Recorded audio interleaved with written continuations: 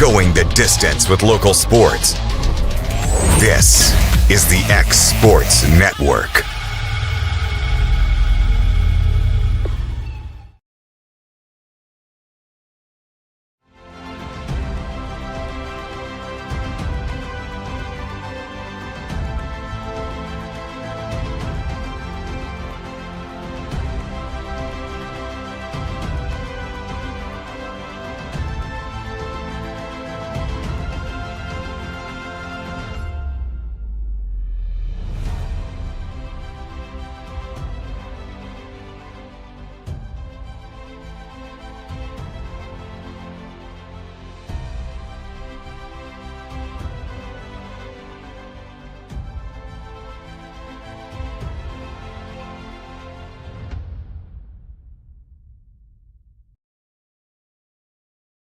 At Lawrenceburg Federal Bank, we're proud to be locally owned and operated because we're not just a bank, we're family.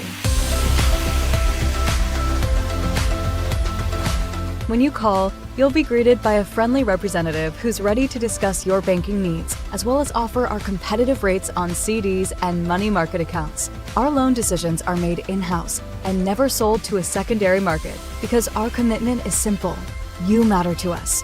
At Lawrenceburg Federal, we offer all the conveniences of larger banks with a personal touch. Join us at Lawrenceburg Federal Bank, where community, trust, and service come together.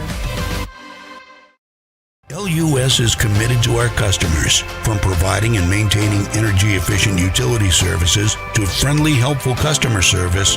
LUS is there. At LUS, we're always challenging everything we know, every day. We strive to improve efficiency and reliability while focusing on our responsibility to our customers and the community. It's our promise to provide dependable service to our customers every time, because we don't just work in Lawrence County, we live here too.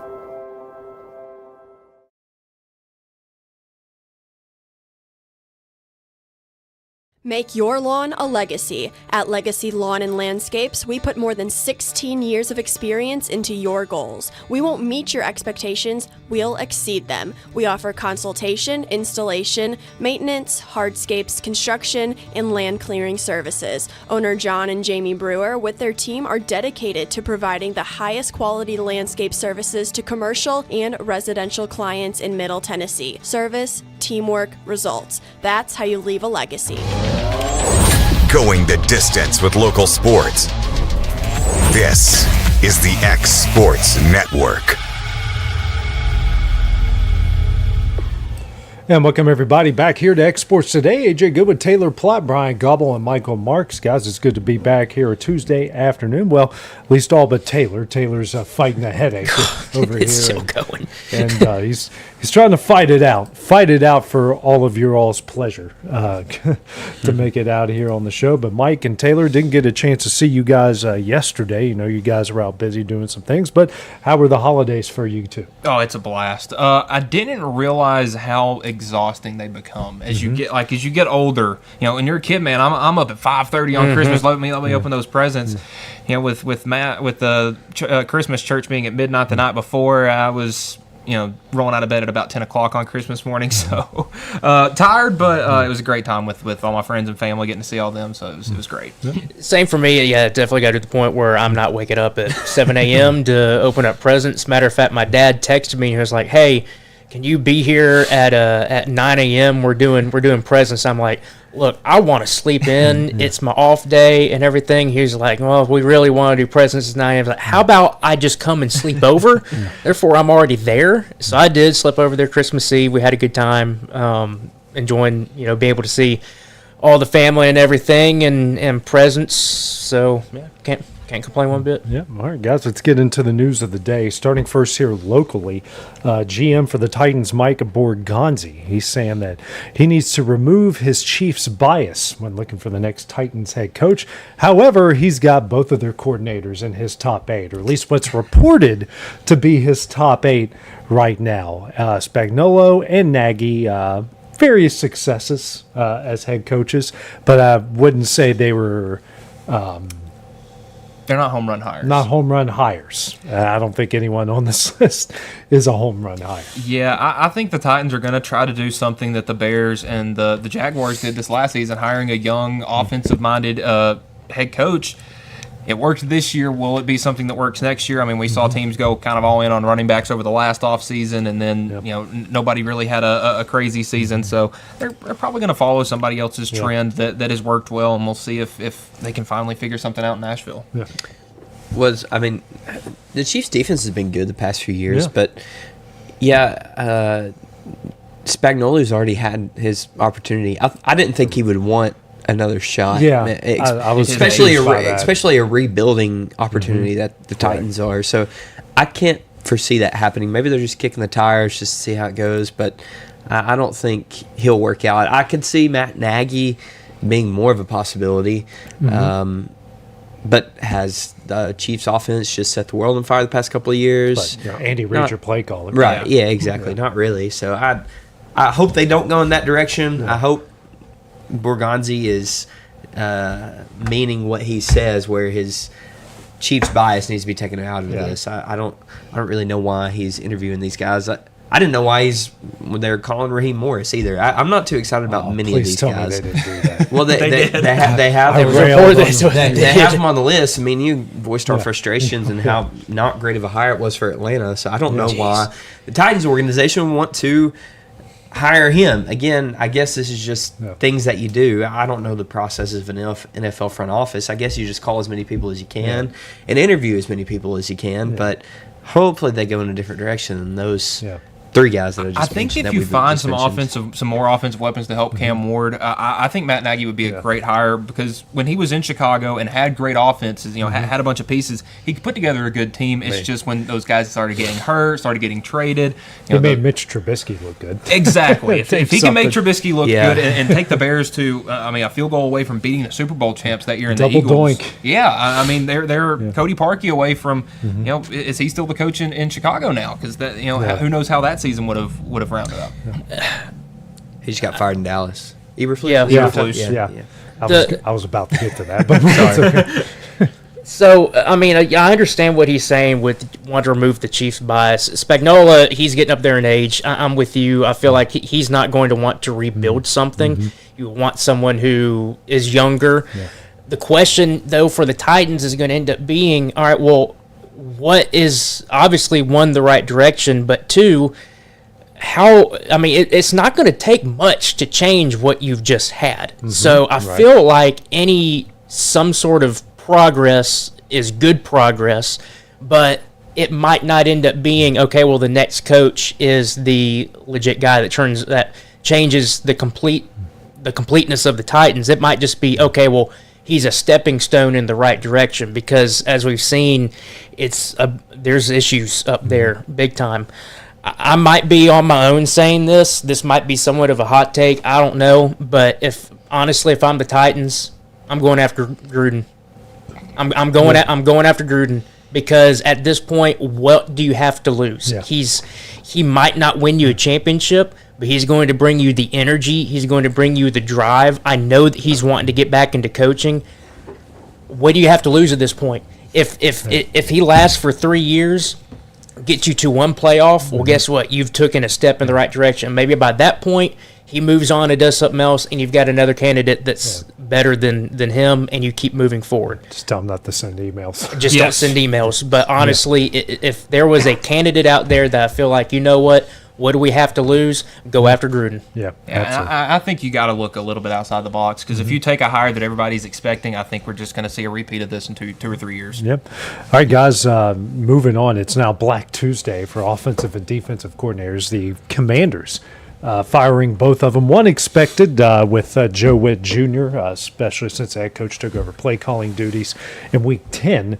But the other one, a bit of a surprise, Cliff Kingsbury. The team ranked last in yards, 27th in points, after being 18th in points and 13th in yards the previous year when they went to the NFC Championship game. So Washington looking for two new commanders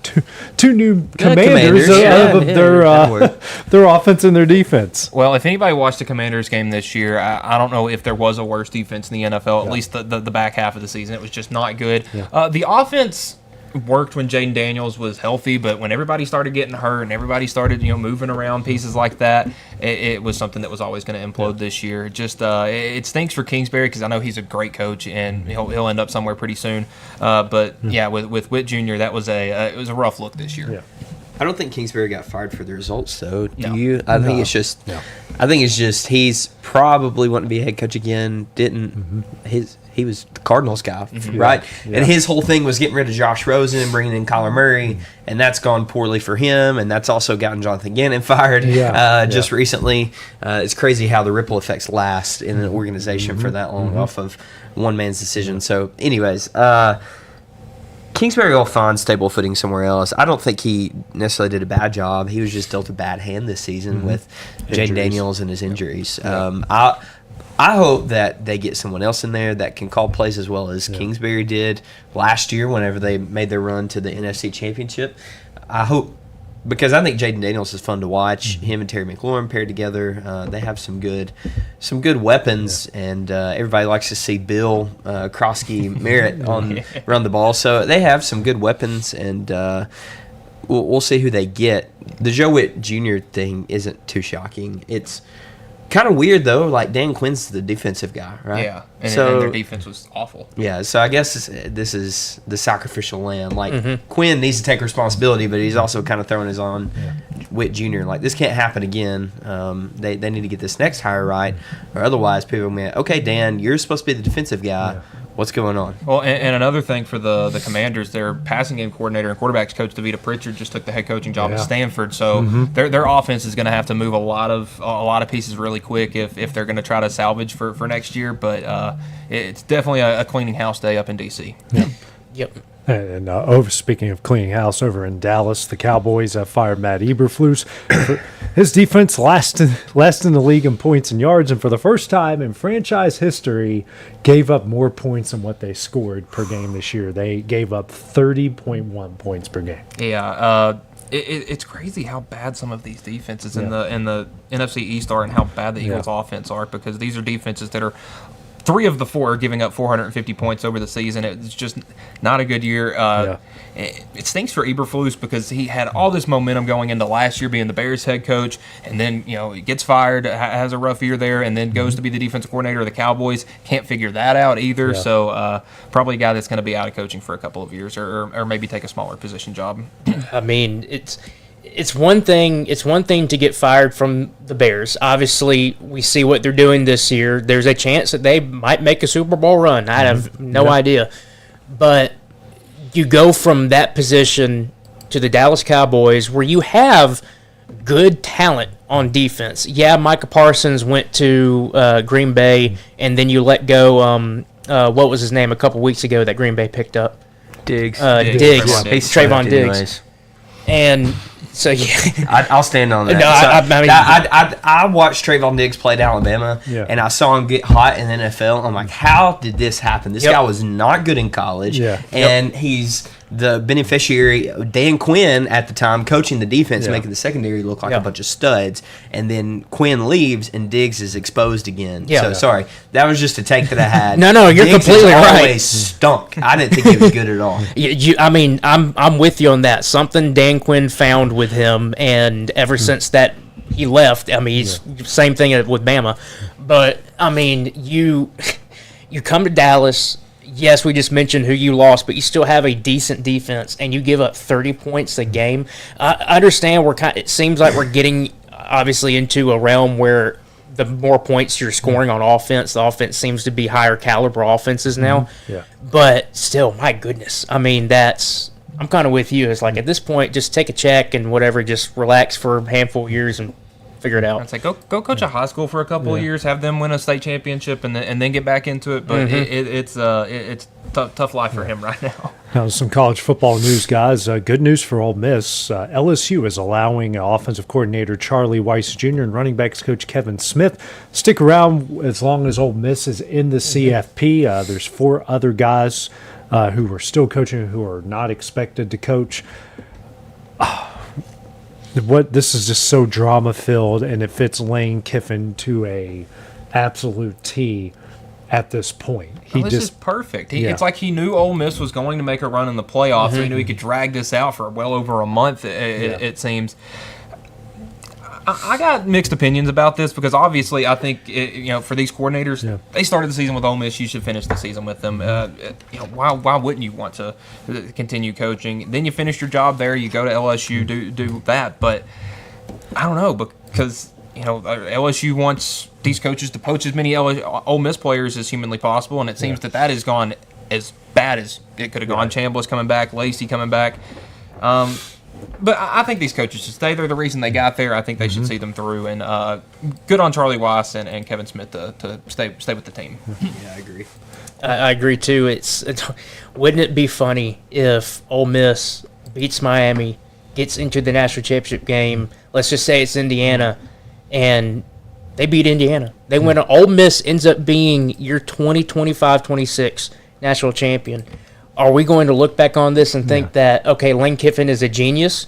Or is this he just got out to get out and he just did what he wanted to? I think we look at Pete Golding as one of the top maybe 5 coaches in the country because there's not a whole lot of active head coaches with the national championship right now. I think Dabo and Kirby are probably it right now.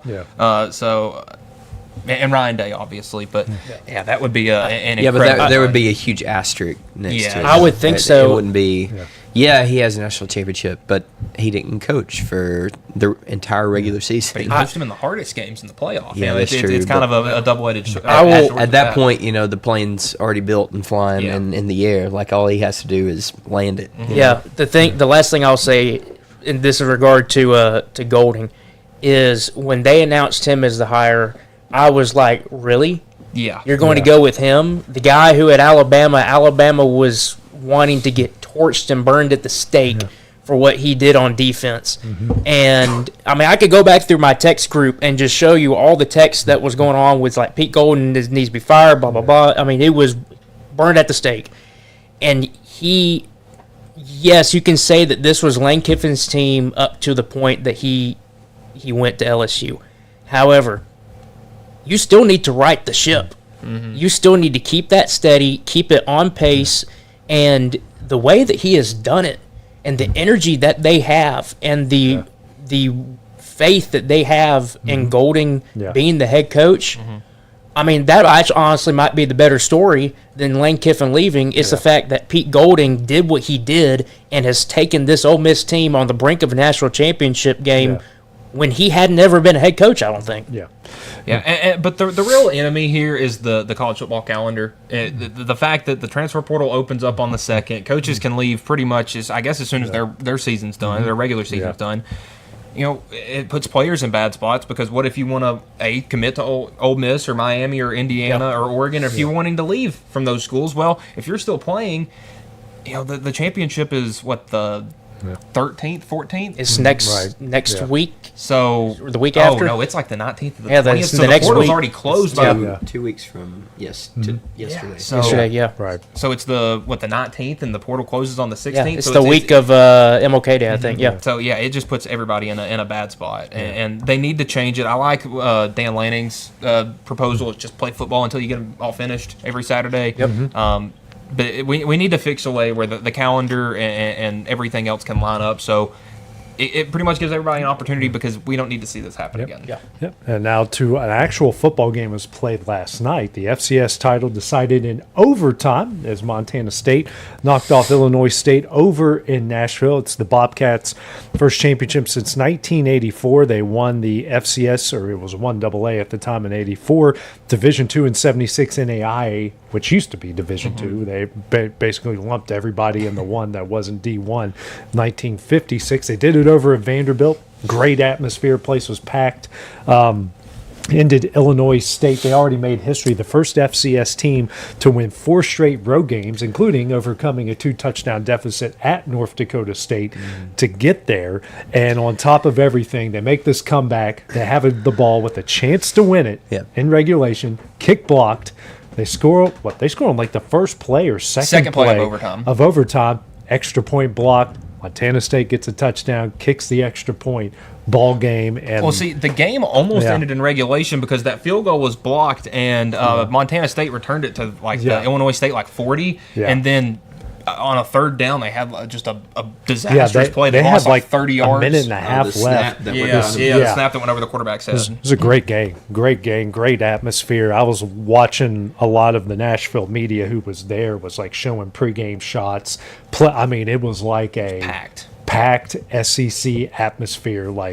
And I keep telling you all, Bryant, you know about it. I know Taylor, you've been around Montana, and you've been around that. And man, some of these smaller programs can really bring it when it comes to these games. It was awesome to see that last night. Yeah, it was a shame that, thinking about it, I really wanted Illinois State to win. Just thinking about UNA, took them to overtime. Took them to double overtime and almost beat them at the first of the year. And that didn't work out, and that was kind of the story of UNA season not working out. But Illinois State, man, what a run they had. I hate that they couldn't finish it off. I think it was perfect for an SCS game. There were high levels of football, but there were also kind of sloppy breakdowns that made it wild and crazy. That made it really enjoyable to watch. But we've also seen some of those kind of sloppy breakdowns in some of our games. We were talking about Oregon and Texas Tech the other day. Texas Tech's defense was incredible. Their offense was awful. But how many times did Oregon ruin drives with bad snaps? Oh, yeah. 2 or 3 times. Yes. Or ruin drives with bad snaps. So you ever play college football, and a lot of people are like, man, this is unrealistic. This would never happen in real life. Yeah. And then that kind of jump is displayed and then on the you national watch stage. The highest level of just the level below. And the craziest stuff happens. Yeah. And Montana State, they beat Montana, which, by the way, they played the same weekend. That semifinals the same weekend as the quarterfinals.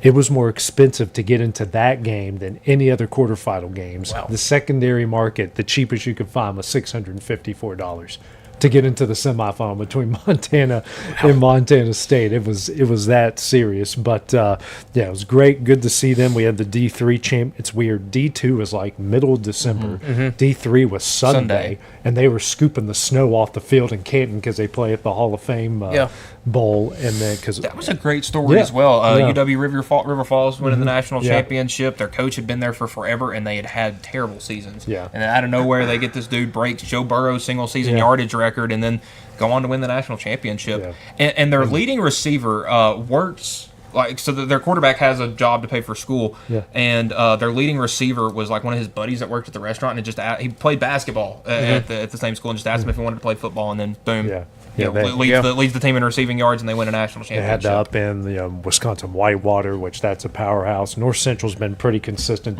Division III wise, but all of those had to run through one D3 power after another. But it was good to see.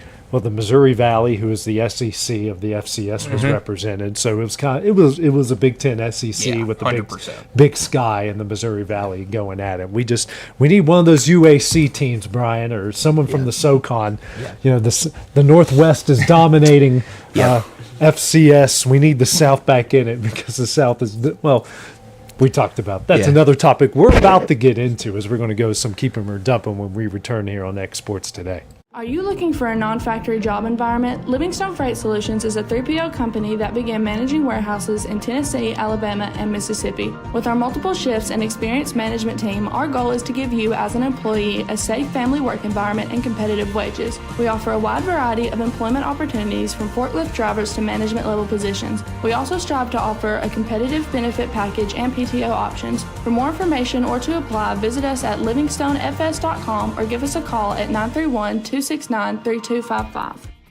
Why should you bank with Employee Resources Credit Union? We offer a wealth of services, including mobile banking, video banking, bill pay, and more. We also offer loan rates that are lower than those of our competitors. Employee Resources Credit Union has been a financial pillar since 1964, providing long-time support to members of the community. Join us and become part of the ERCU commitment. Not for profit, for service.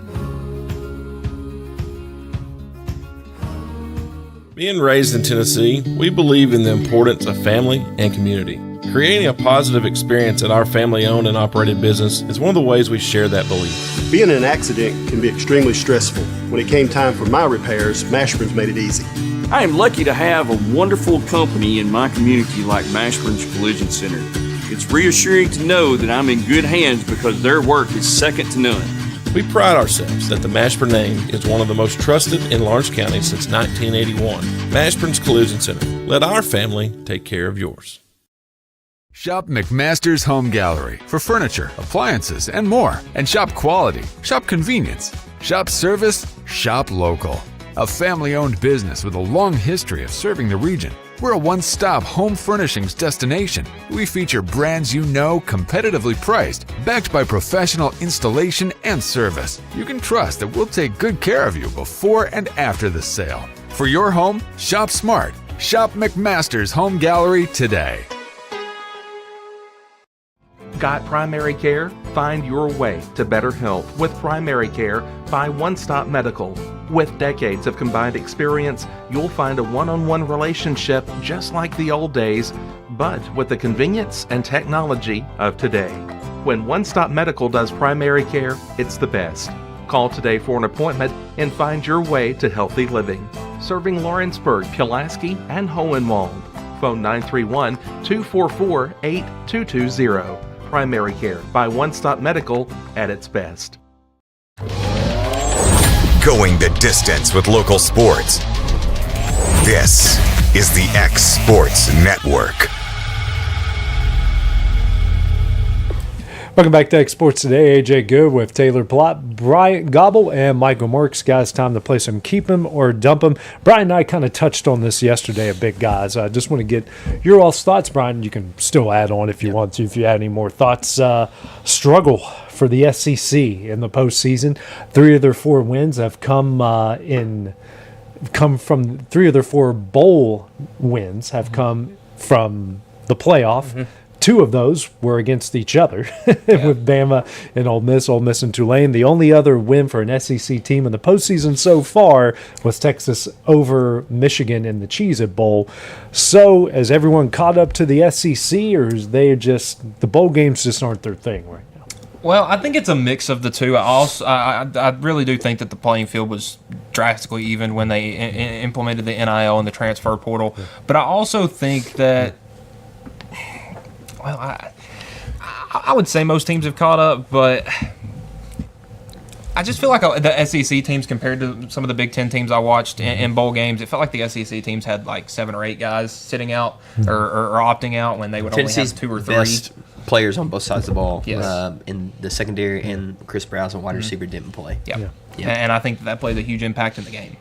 So a little bit of this and that, but I do think that the Big Ten and even slightly the ACC and Big 12 to some degree have caught up. I think so too. There's part of me, yes, I completely agree with what Michael said with the NIL, and I know I've been on here talking about that before, where yes, it has definitely leveled the playing field to an extent. You still have your better teams where obviously Ohio State lost, but you could put Ohio State up there, Indiana. You know, you've got your teams that are okay. They have removed themselves from the pack. Mm-hmm. But when you look at everybody else, you kind of there is an evenness that is going on between conferences, and I feel like that this has been a thing with the SEC over the past 2-3 years, maybe. I don't know what the bowl record was last year or the year before, but I know that there's been a trend with the SEC struggling in the postseason to bowls versus how they look in the regular season.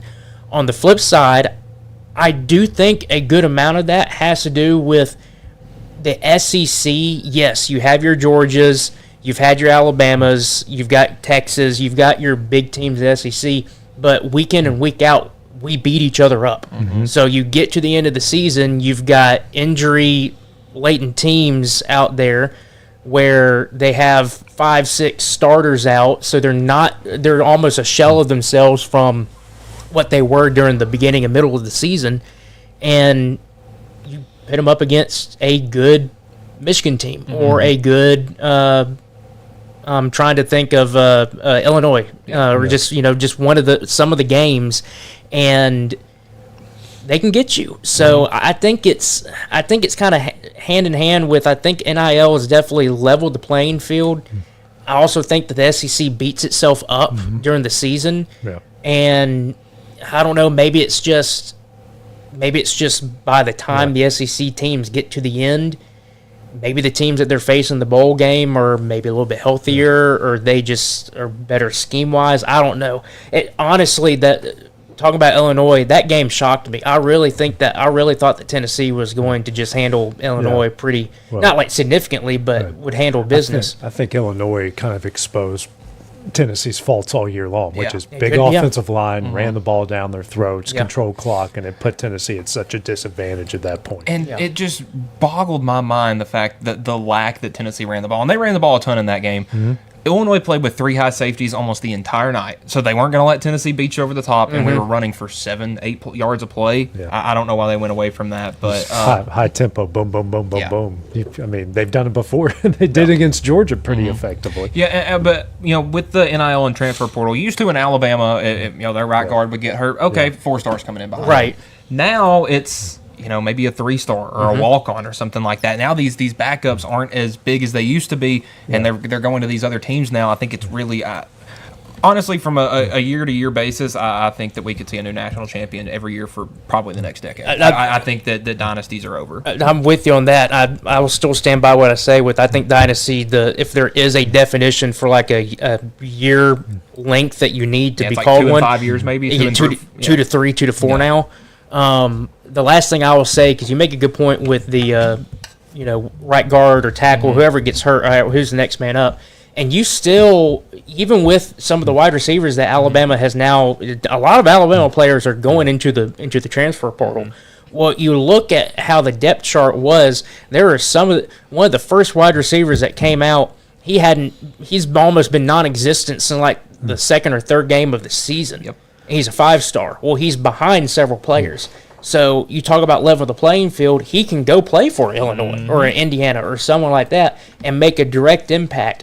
And so now, instead of, I'm going to use like a college football game analogy, if you take a team that has a 99 overall with a 99 overall offense and defense, and then you take some of those players and spread them out, all right, well, that Illinois team went from a 90 overall to a 95 or 90 or whatever. You're getting better for getting all these players spread out. So I think that also goes hand in hand, where you might have a backup who's a 5-star but really not getting much playing time, or you get like a right tackle or guard, give it some time, and the backup's a 3-star. Yep. Yeah. Here's the bowl records by conference. Big Ten was 9-4. ACC was 8-4. The American 5-4. Big 12 4-4. Conference USA 4-3. The MAC 2-3. Mountain West 2-5. SEC 4-9. Sun Belt 4-6. The Pac-12 1-0, and the Independents taking on undefeated 0-1 after UConn got spanked at the Fenway Bowl. I have that one was crazy. Yeah, I didn't see that one happening. I have I heard this while working out today, listening to one of the college football shows I listened to. If Indiana, with what they've done this year against the quality of competition they played and how they've handled their business this year, if they have Alabama's logo or Georgia's logo or Ohio State's or Michigan's logo beside their name, would we right now be calling this one of the greatest teams of all time? I think it's fair. Say that again. If they weren't Indiana, if this was Alabama, Georgia, Michigan, Ohio State, Oklahoma, Texas, and not the IU next to their if they weren't Indiana, who is known as a doormat in the Big Ten forever, would we be considering this if they go all the way? Which they still got 2 more games to do that. They got to win Thursday or Friday, whenever. So would we call this one of the greatest teams of all time? Because they would have to go 16-0 to do it. Yeah, and I read that the team hasn't gone 16-0 since Yale in 1894, so it's been a little bit. I think so, 100%. It feels like anytime there's a perennial powerhouse in a Final Four, like everybody was talking about Ohio State as that buzzsaw last year, which they really were. Yeah, I think you put a fancy logo next to any good team, it makes them look a lot better. With in the NFL, if you put the Chiefs and the Eagles as the 1 seeds in each division, people would buy it, and they would talk about how great those teams are. With it being 3 teams that have never won one and another that hasn't won one in 24 years, I think it's made the Final Four a lot more enticing because realistically somebody new is going to win a national championship. I get your point. I think that there is an inherent bias to those teams that you mentioned, Alabama, gets on my nerves hearing about them all the time. Michigan, and Ohio State, whatever it may be. You guys can correct me if you think differently, but I don't think so. I don't think they would be called one of the greatest teams. Mainly, for me, I'm thinking about the players that they have, and I just don't think they have too many flashy like guys. Yeah. And usually those best teams of all time, have just studs littered throughout their roster. And I think they have a bunch of studs. I think they have a bunch of good to great players, but there are none that are flashy jumping off the page. Mendoza is going to be the number one quarterback off the board, but this is also kind of a shallow quarterback class, right? Yeah. I feel like he's just a beneficiary of that. So while they're good and potentially great, would they be one of the best of all time? I don't think so. I think they like the star power for that. But I also do think maybe in 10 years when we look back at this Indiana roster, we'll be like, man, that was loaded. I think there's a chance of that as well. Sure. I'm going to half agree with what you say, but I'm going to do a counter, see if you agree with this. I agree that, yes, they don't have the flashy players. They don't have – sorry, I'm going to throw an Alabama team out there. They don't have. This is why I get annoyed in Alabama. Here, would you like me to put my Yeti cup right here? You can see the A. Just. I mean, good grief. So, like a Tua or a Devontae Smith or a Derrick Henry or all those players. The thing though that I could get on board with saying that this Indiana team, if you took it this route, you could consider them the best team, is look at who Curt Cignetti has done it with. Everyone else. I mean, do they even have a 5-star on their team? Do they even have a 4-star? I think they have one. I think they at least have a 4-star. But you're looking at a lot of 2, 3-star players. James Madison transfers. Exactly, James Madison transfers. And so I think when you look at it from a perspective of, okay, well, who they had or have, and they're doing this with who they have, I think they got to be up there on the list. Now, I'm with you, though, on some of the stuff where you said, okay, well, you do consider some of the best teams as being the most flashy, like LSU with Joe Burrow. LSU and Joe Burrow and all those. And, I'm trying to think of the players that Les Miles had on that one team where they had the Honey Badger on defense. Oh, yeah, because I think they had like Patrick Peterson and guys like that all over that defense. All those flashy players. And then you look at this Indiana team and it's like, Mendoza? Yeah. That's the only guy I know on their team by name. It's like, okay, well, who did he come from? Yeah. So I think we need to look at it from that point of view. I think that makes an argument to say, okay, well, they could be considered one of the best teams, especially if they run the table, they go 16-0. First team to go 16-0 and see who they did it with. I think that speaks for himself. But when you really think about it and the way that we think about it, you usually go with the flashy players. So I think you need to rethink on how you would look at Indiana in that sense. Indiana has an 8% blue chip ratio, so 8% of their roster is 4 or 5 stars. Compared to teams like Georgia, 74%, Alabama, 73%. Indiana ranks 45th out of the 136 teams that are measured on a blue chip ratio. And blue chip ratio, for those of you listening may not know, that's the system. This is according to their website. System analyzes each team's roster to find the ratio of blue chip players, which are 4 and 5-star recruits, and they analyze those and rank them based off of the amount of talent that they have on their roster. Indiana ranks 45th, which is not very high when you're looking for talent. You want to be in the top 10 to 15, and it's kind of crazy that they're that far down. Well, if you look at the teams around them, Stanford, Minnesota, UTSA, Houston. I mean, Houston and Louisville had good years this year, but for the most part, these are 6-6 teams. I think it's great credit goes to that coaching staff. I watched Curt Cignetti. I don't know if it was a coach's clinic talking about not wasting time. They're in and out of practice in like 2 hours. This that he's not making his guys stay overnight doing this that and the other. It makes them go home at night, stuff like that. It's amazing. Yeah, I will say one thing, because I did hear this on the radio yesterday, and I don't know if any of y'all used to listen to the Rick and Bubba show. It's now the Rick Burgess show, but Rick does a a character called Dickie Nadmeyer, who's an Alabama fan, and he's just always, if you ain't with the Tide, you just, all that stuff. Well, he made a comment on there which was inherently funny, but still it made you think. He was like, why are all of these, you got your Indianas, your Oregons, all of those ex-Saban assistants, how come we don't have one of the ex-Saban assistants? Yeah. And you think about it. All right, well, they went and got DeBoer. I mean, obviously, I don't think it's the worst hire. Is it? Could have you done better? I don't know, but it makes you wonder, okay, well, you are Alabama. You did have Nick Saban.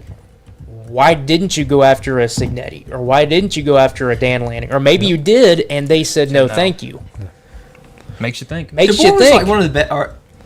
Am I crazy? DeBoer was like one of the best hires that Alabama could have had at the time. I agree. No, I agree. I agree. At the time, because they went through I feel like it went through 10 different guys at one point. Yeah, but what I'm talking about is if you look at it now, you see all of the Saban assistants. The Final Four are all Saban assistants. So it does make you think. Okay, well, did they even give a? Yeah, but are they going to go hire Pete Golding? No, but I'm not. I would take Pete Golding. I would take Pete Golding out of that. But if I would be okay. Well, what about a Cignetti? Cignetti was still at James Madison. Was he not still at James Madison? That was Indiana's first year. Yeah. Or was he at JMU?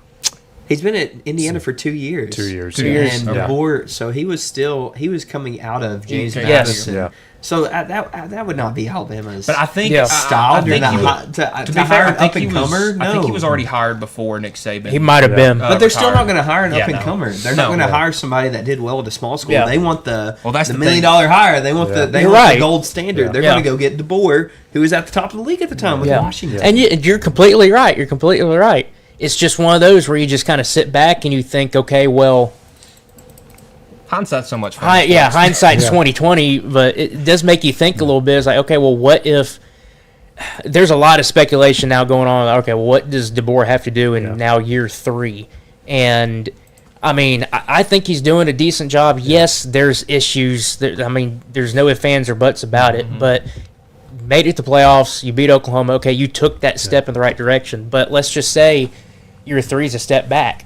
Year 4 comes around and you still really hadn't seen improvement. Do you then go after a Cignetti or one of the ex or former Saban assistants? Would he say yes to Bama? No, he wouldn't. I don't think he would. I think he is a different guy, and that means he's one of those will not tell you this is his dream job, but it is his dream job. He's in the Power 4 conference. His dad was a longtime Division II head coach and led IUP, Indiana University of Pennsylvania, to a couple national championships after he got fired at West Virginia. So because West Virginia fans talk about this all the time, because if Neil Brown would have had an awful year and gotten fired, they would have went after Cignetti and James Madison, and we would be in this position right now. But he had to win 9 games and all of a sudden get saved, and have Pat McAfee calling him the greatest coach WVU's ever had.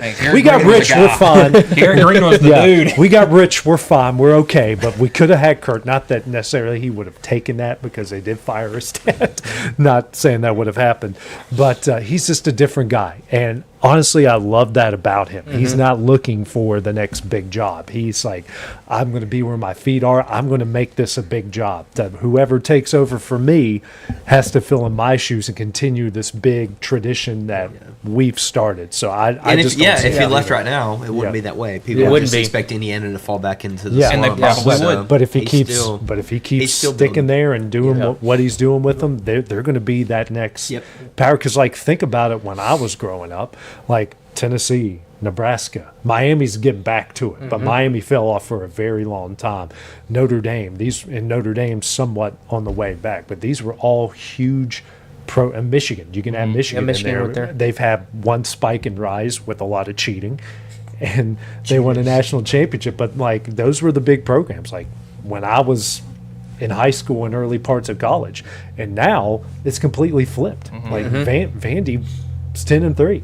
Indiana's 2 wins away from a national championship, and no one would have even breathed a thought that they could be a football power right now. The thing that I love about Cignetti is yeah, people can say, oh, he's arrogant. He's got that little edge to him and everything. But guess what? He backs it up. Yeah. If you back it up, I have the ultimate respect for you. I would say he got my respect after that when they beat Illinois 63-10 this year. That earned my respect because I'm sitting here. Okay, you beat everybody last year except the two good teams you played. Yeah. Well, you played a good team to start the year. That was pretty early in the season and beat the crap out of them. And then goes to Oregon, wins at Oregon. So, which is why they're favored. One more keep it or dump it before we go into trivia, guys.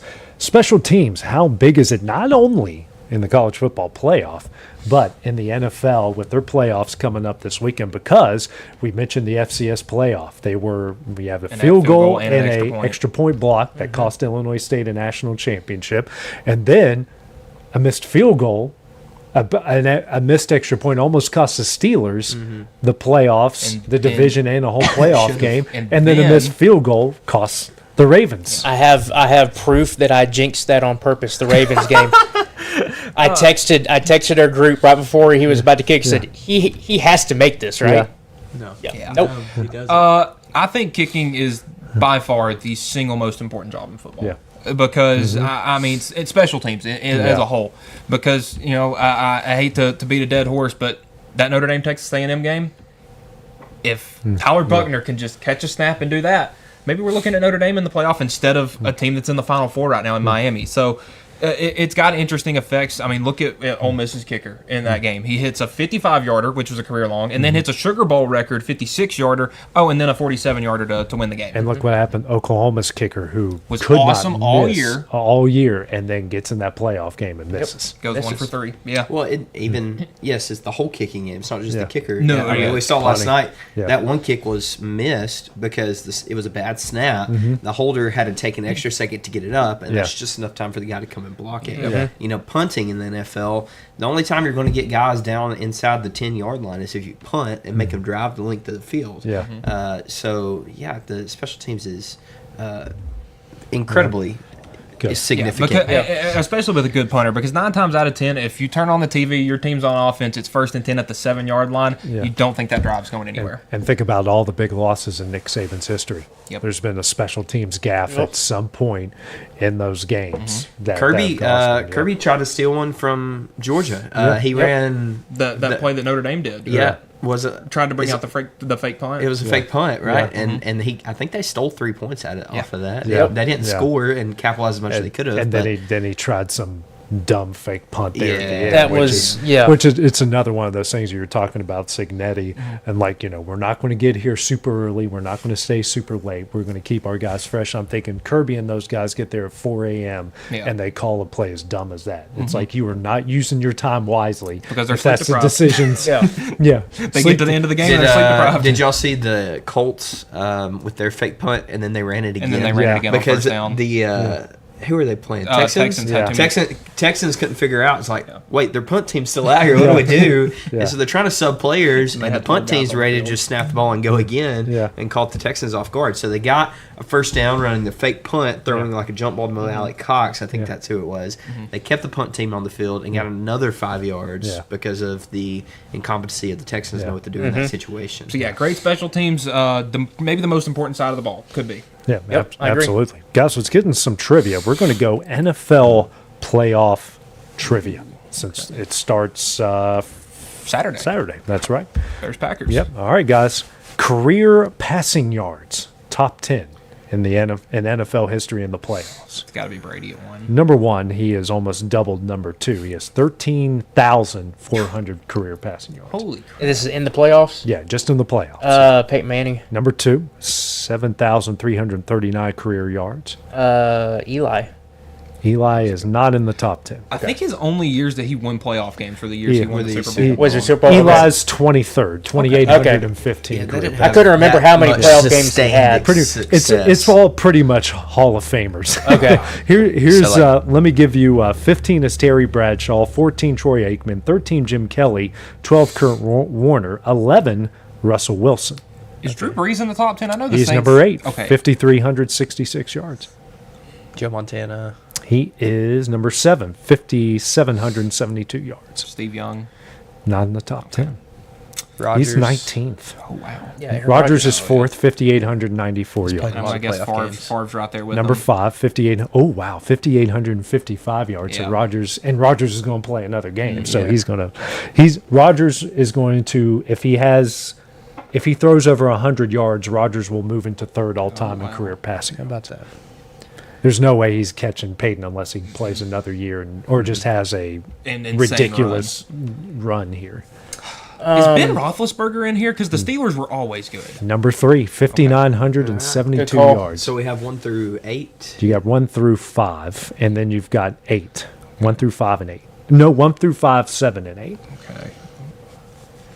You're missing one active guy. 6, 9, and 10. One active? Yeah, there's one guy. Oh, Patrick. Yeah, number 6, Yeah. 5,814 yards. I was going to do something stupid and say like Yeah. Phillip Rivers, but Yeah, so you're missing 9 and 10. Is Phillip Rivers on there? No, they didn't He play is in the not. playoff No. games. Okay. He's 21st all time. Okay. 2,965 yards.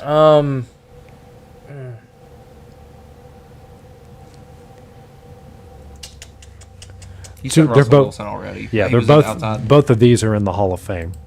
What decade? 90s. Okay. Literally, they played almost the exact time frame. One played from 83 to 98, the other 83. Is it Elway and Marino? Boom. There you Elway's number 9, 4,964 yards. Marino, 4,510 yards. That's, Yeah, because that's there's like an crazy. They're the NFL same- films that's about them, Yeah. and they're like one of them was one in the draft, and one of them Yeah. was 2 or 3, I believe. So, okay. Staying with the passing career touchdowns in the playoffs. Tom Brady. Number 1, 88 career touchdowns, almost doubled number 2. It's Peyton. Peyton is 6, 40 career passing touchdowns. So this is passing, not rushing. Yeah, Or passing. just- Yeah, we're getting to that later. Okay. Drew Brees. He is 7, 37. Patrick Mahomes. He's 2nd, 46. Say because like I would say Ben Roethlisberger's probably on here, but I feel like they ran the ball a ton in the playoffs. 8th, 36. Or Elway and Marino here. Marino's thinking that. 9th, 32. Elway's 12th, 27. Because the year they won the Super Bowl, that was TD. Yeah, it was Terrell TD Davis. went off in those Super Bowl years. I watched the Elway doc on Netflix. It's pretty good. And I lived it too. I watched all that. So. We didn't say Montana yet. Tied for 3rd, 45. Oh yeah, he had Jerry Rice to throw to. That was Ben Roethlisberger. He already Yeah, said I it. said Sam, Ninth. 8th. Yeah, you've got 9, 8, 6, 7. Did we say Jim Kelly yet? Not yet, but he's on the outside. Really? He's 19th, 20, Well, I guess they had Thurman 21. Thomas. About Kurt Warner. Kurt Warner's 10th, 31 career passing touchdowns. So you've Okay, so got that's the threshold. 31. 10, 9, 8, 7, 6. You're still missing 2, and one of the others tied for 3. So you're missing 5 through 2 right now. Is Russell Wilson on here? He is not. He's tied for 12th with Elway with 27. Aaron Rodgers. He is tied for 3rd I with already thought we said 45 him. All with these guys- Joe Joe Montana. I'm going to guess we didn't say Brett Favre either. No, He's we 5th, have not. We haven't said 44. So Favre. you're missing number 2. Who's after Brady? What decade? He's still playing. Still playing. We already said Patrick, didn't we?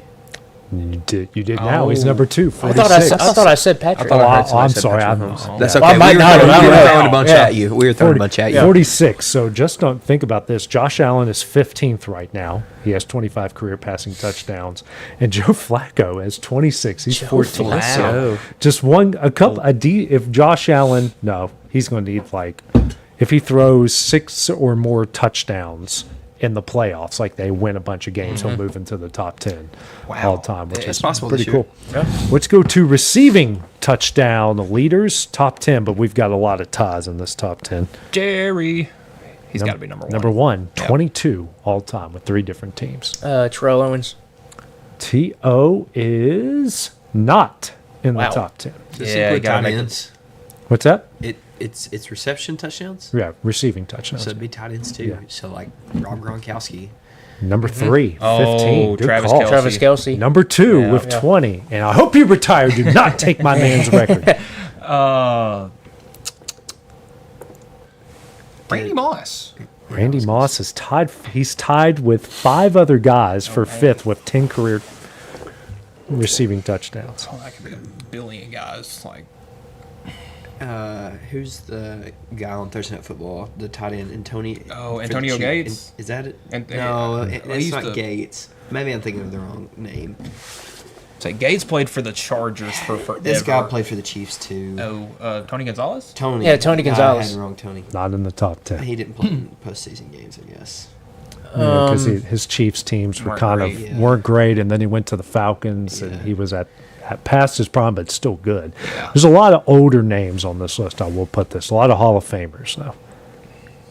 How old is old? Because, like, let's see. Realistically, 2000 to me is so old. you've got 1 through 3. Number 4 played from 1974 to 1987, won 4 Super Bowls. Lynn Swann. That's not who I was talking about. He's tied for 10th. He's got 9, but it was his counterpart on the Steel Curtain teams. And yeah, that's going to be the one I don't know because I just know that he made that awesome catch in Super Bowl 4 or something. John Stallworth is number 4 with 12 career playoff receiving touchdowns. All right. Okay. Yeah. I would have never got that one. Yeah. Number one of the guys tied for 5th has a college football award named after him. That would be, is it John Mackey or Fred Biletnikoff? Fred Biletnikoff, you got it. 10 career pass receiving touchdowns. Are there any other Patriots on there? Let's see. No. Okay. You do have one of Peyton Manning's favorite targets. Is it Marvin Harrison or Reggie Wayne? Reggie Wayne, 9. Marvin Harrison, I cannot believe is in the top 10. Because I guess I'm they really got. by that. I would say I guess they started getting good towards the back end of his career. So you've gotten the top. There's 5 guys tied for 5th. So you've got Antonio Freeman. He's got 10. Hines Ward has 10. Hines Ward, yep. And Fred Biletnikoff, Randy Moss has 10, and Larry Fitzgerald has 10 career. And he had, he basically only had like 2 or 3 playoff runs. Because he had that one in 2010 when they made it to the Super Bowl, and that's when he played Hines Ward Yeah. in that one. And you mentioned Lynn Swann. He's tied for 10th with 9. Reggie Wayne's got 9. Andre Reed, Hall of Famer for the Buffalo Bills, had 9. And Steve Smith. Wow, Panthers. Panthers and Ravens. Oh, I forget the Ravens there at the end. Yeah. Panthers and Ravens. And let's go to career rushing touchdowns, the top 10. And it's basically all Hall of Famers minus 2. Barry Sanders? No. No? No, he played. I couldn't remember if he actually played a lot of playoff games. All in the playoffs. Emmitt Smith. Number 1, There you go. 19 career rushing touchdowns. Marcus Allen. Tied for 7th with 11 career touchdowns. Because everybody would think Bo, but Marcus Allen played. No. I would say Marcus Allen actually had a long career. Bo got hurt. Fun fact: Jim Harbaugh has more career rushing. I was just about to say that. I saw that the other day. I loved that video. Because John was sitting there. It's like, who is it? He was like, oh my gosh, it's my brother.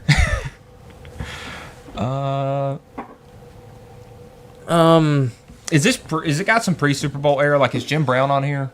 No. Okay. No.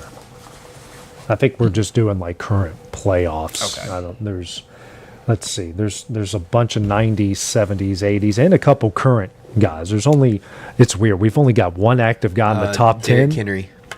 Derrick Henry is not in the top 10. Are you kidding me? They didn't have a lot of. Derrick Henry is tied for 18th with 7. Yeah.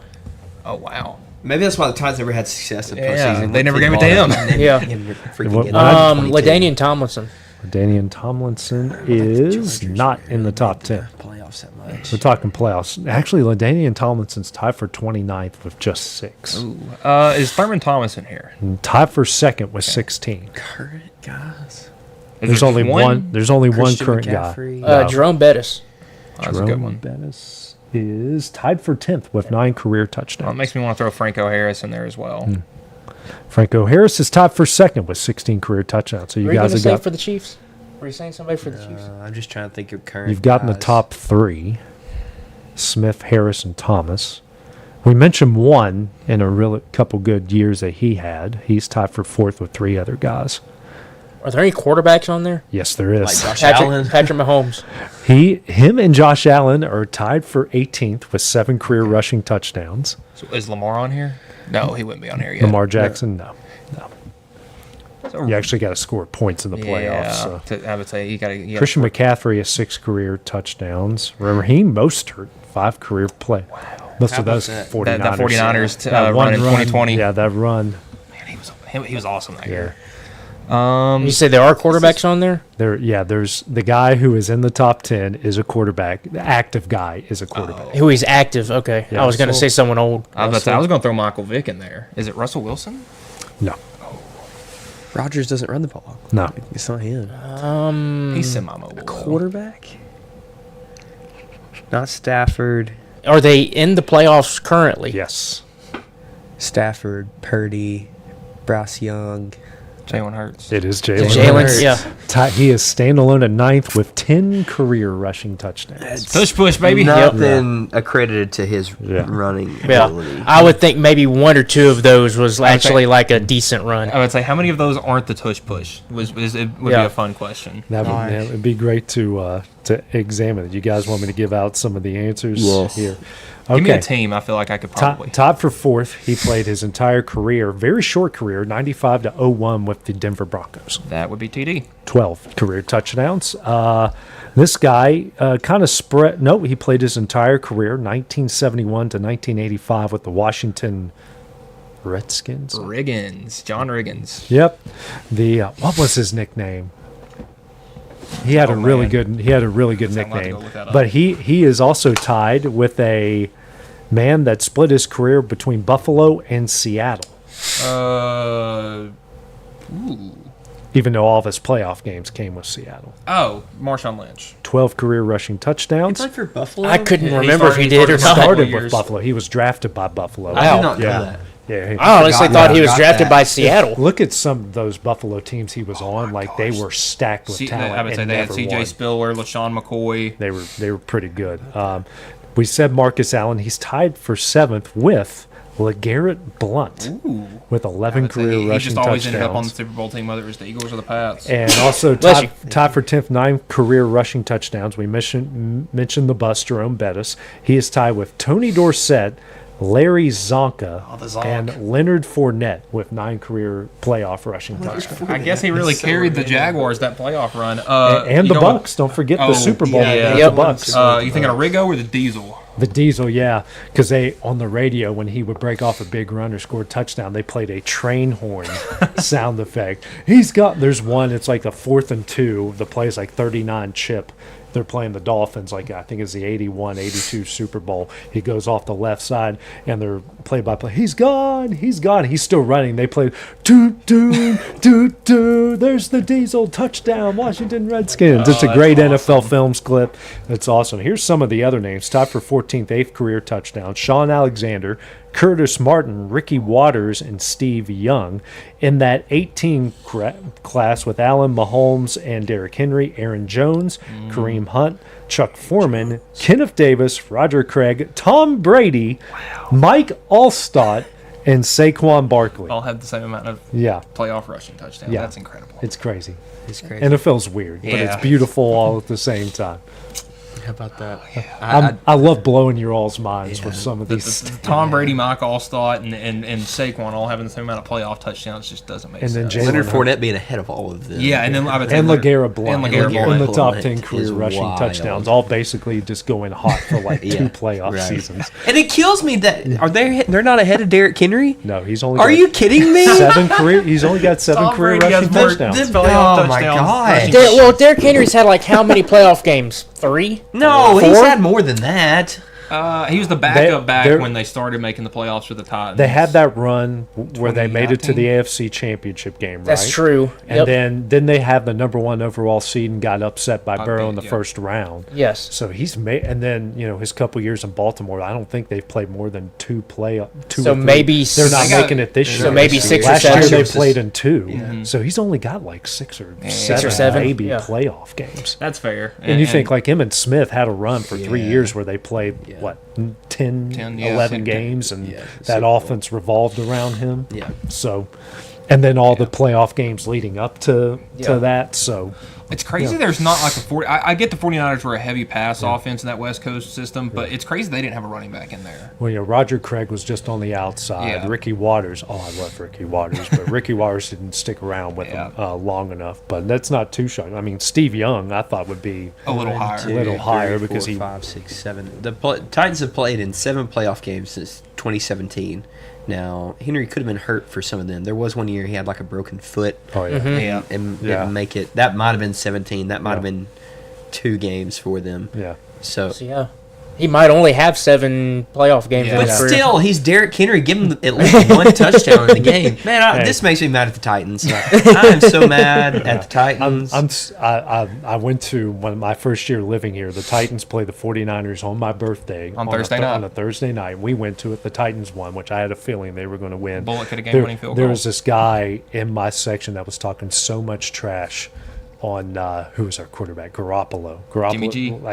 He was inconsistent. I get it, but Jimmy G did take us to the Super Bowl that to year. the Super Bowl and 3 NFC Championship games. So Jimmy, I still love me some Jimmy G. Jimmy G's a guy, but man. he was talking so much trash about Jimmy G, and I wanted the 49ers to go to the Super Bowl and win it so bad, just so I could go right back, get those same tickets, and talk trash to that guy the whole time. Because I remember someone in the background yelling because he was talking so much trash about Jimmy G, like, dude, we got Ryan Tannehill. Shut up. It's the best we can do.